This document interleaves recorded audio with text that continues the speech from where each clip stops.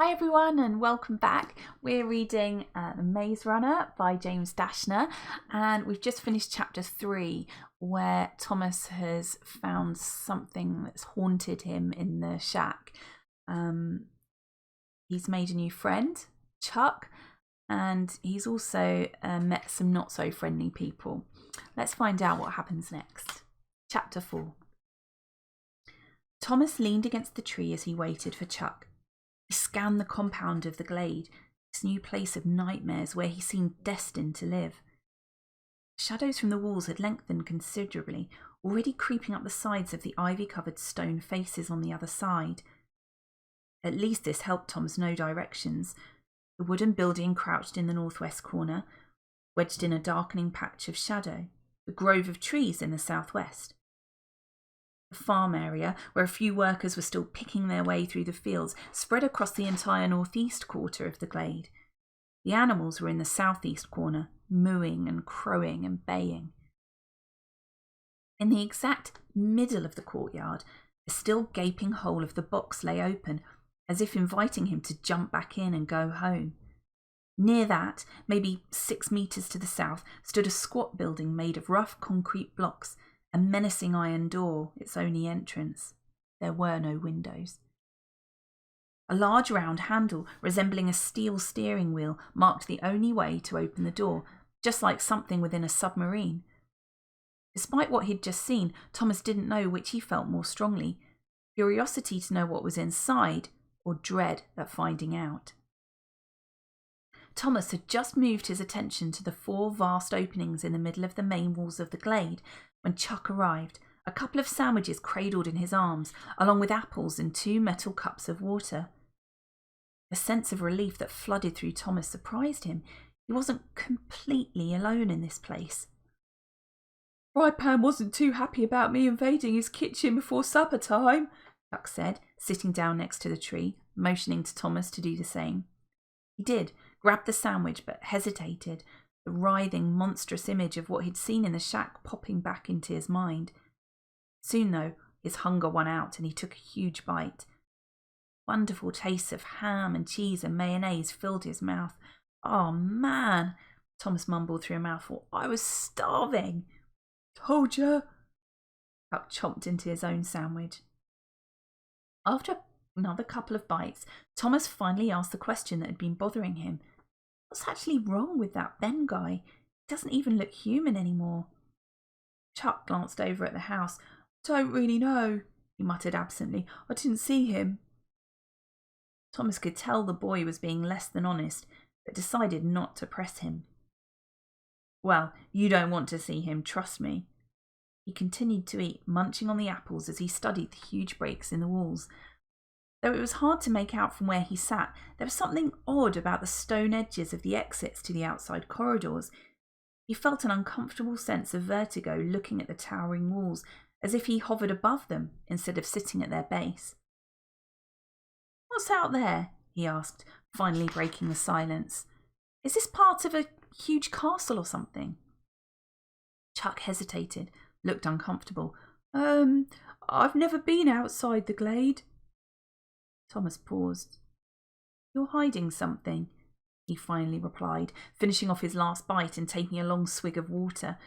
The frustration at getting no answers from anyone was starting to grind his nerves. It only made it worse to think that even if he did get answers, he wouldn't know if he'd be getting the truth. "Why are you guys so secretive?" "That's just the way it is. Things are really weird around here. Most of us don't know everything. Half of everything." It bothered Thomas that Chuck didn't seem to care about what he'd just said, that he seemed indifferent to having his life taken away from him. What's wrong with these people? Thomas got to his feet and started walking towards the eastern opening. Well, no one said I couldn't look around. He needed to learn something or he was going to lose his mind. "Whoa, wait!" Chuck cried, running to catch up. "Be careful, those puppies are about to close." He already sounded out of breath. "Close?" Thomas repeated. "What are you talking about?" "The doors, you shank." "Doors? I don't see any doors." Thomas knew Chuck wasn't just making stuff up. He knew he was missing something obvious. He grew uneasy and realised he'd slowed his pace, not so eager to reach the walls anymore. What do you call those big openings? Chuck pointed up at the enormously tall gaps in the walls. They were only 10 metres away now.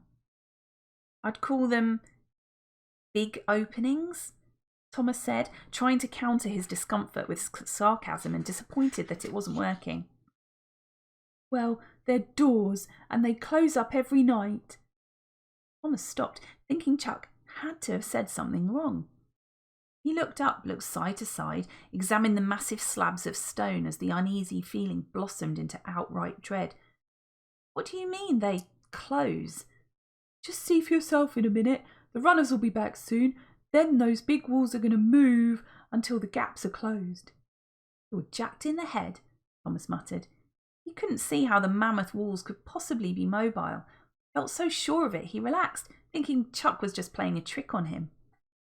They reached the huge split that led outside to more stone pathways. Thomas gaped, his mind emptying of thought as he saw it all firsthand. This is called the East Door, Chuck said, as if proudly revealing a piece of art he'd created. Thomas barely heard him, shocked by how much bigger it was up close. At least 6 metres across, the break in the wall went all the way to the top, far above. The edges that bordered the vast opening were smooth, except for one odd, repeating pattern on both sides. On the left side of the east door, deep holes several centimetres in diameter and spaced 30 centimetres apart were bored into the rock, beginning near the ground and continuing all the way up. On the right side of the door, rods 30 centimetres long and 10 in diameter jutted out from the wall edge in the same pattern as the holes facing them on the other side. The purpose was obvious. Are you kidding? Thomas asked, the dread slamming back into his gut. You weren't playing with me. The walls really move. What else would I have meant? Thomas had a hard time wrapping his mind around the possibility. I don't know. I figured there was a door that swung shut or a little mini wall that slid out of the big one. How could these walls move? They're huge and they look like they've been standing here for 1,000 years. And the idea of those walls closing and trapping him inside this place they called the Glade was downright terrifying. Chuck threw his arms up, clearly frustrated. I don't know, they just move. Makes one heck of a grinding noise. Same thing happens out in the maze. Those walls shift every night too. Thomas, his attention suddenly snapped up by a new detail, turned to face the younger boy. What did you just say? Huh? You just called it a maze. You said same things happen out in the maze. Chuck's face reddened. I'm done with you. I'm done. He walked back towards the tree they'd just left. Thomas ignored him, more interested than ever in the outside of the glade. Maze. In front of him, through the east door, he could make out passages leading to the left, to the right, and straight ahead. And the walls of the corridors were similar to those that surrounded the glade, the ground made of the same massive stone blocks as in the courtyard. The ivy seemed even thicker out there. In the distance, more breaks in the walls led to other paths, and farther down, maybe 100 metres or so away, the straight passage came to a dead end. Looks like a maze, Thomas whispered, almost laughing to himself, as if things couldn't have got any stranger. They'd wiped his memory and put him inside a gigantic maze. It was all so crazy it really did seem funny. His heart skipped a beat when a boy unexpectedly appeared around a corner up ahead, entering the main passage from one of the offshoots to the right, running towards him in the glade. Covered in sweat, his face red, clothes sticking to his body, the boy didn't slow, hardly glancing at Thomas as he went past. He headed straight for the squat concrete building located near the box. Thomas turned as he passed, his eyes riveted to the exhausted runner, unsure why this new development surprised him so much. Why wouldn't people go out and search the maze? Then he realised others were entering through the remaining 3 glade openings, all of them running and looking as ragged as the guy who'd just whisked by him. There couldn't be much good about the maze if these guys came back looking so weary and worn. He watched, curious, as they met at the big iron door of the small building. One of the boys turned the rusty wheel handle, grunting with the effort. Chuck had said something about runners earlier. What had they been doing out there? The big door finally popped open, and with a deafening squeal of metal against metal, the boys swung it wide. They disappeared inside, pulling it shut behind them with a loud clonk. Thomas stared, his mind churning to come up with any possible explanation for what he'd just witnessed. Nothing developed, but something about that creepy old building gave him goosebumps, a disquieting chill. Someone tugged on his sleeve, breaking him from his thoughts. Chuck had come back. Before Thomas had a chance to think, questions were rushing out of his mouth. Who are those guys and what were they doing? What's in that building? He wheeled around and pointed out the east door. And why do you live inside a freaking maze? He felt a rattling pressure of uncertainty, making his head splinter with pain. I'm not saying another word, Chuck replied, a new authority filling his voice. I think you should go to bed early. You'll need your sleep. Ah.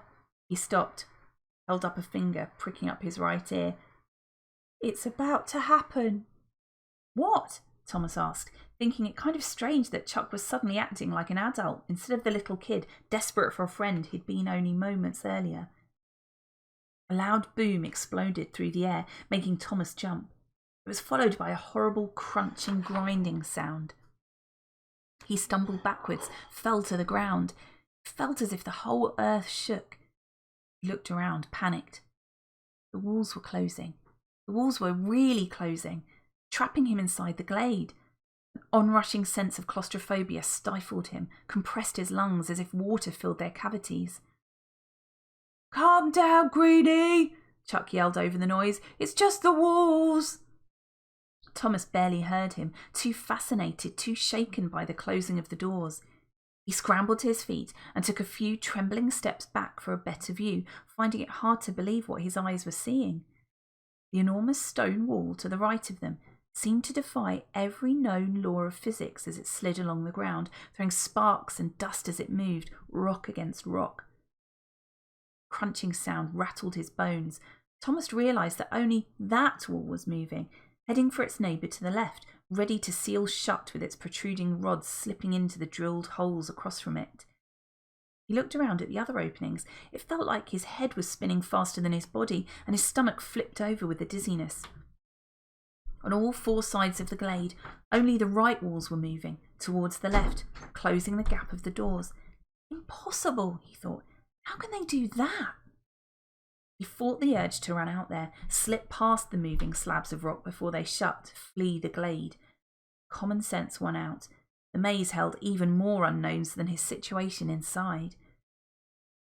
He tried to picture in his mind how the structure of it all worked. Massive stone walls over 100 metres high, moving like sliding glass doors. An image from his past life that flashed through his thoughts.